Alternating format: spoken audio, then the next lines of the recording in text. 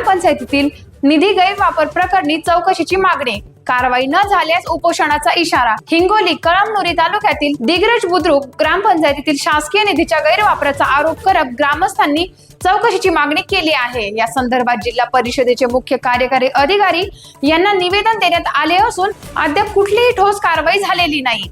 ग्रामस्थांच्या म्हणण्यानुसार नाली बांधकामाच्या नावाखाली सुमारे 21 लाखांहून अधिक निधी खर्च करण्यात आला, मात्र काम निकृष्ट दर्जाचे झाले आहे।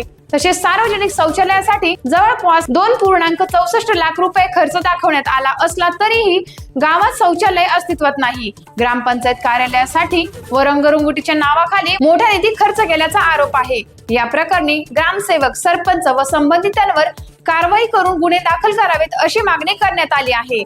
लवकरात लवकर चौकशी न झाल्यास ग्रामस्थांनी आमरण उपोषणाचा इशारा दिला आहे। टाइम्स ऑफ महाराष्ट्र न्यूज साठी हिंगोली जिल्हा प्रतिनिधी गोविंद देशमुख यांचा रिपोर्ट।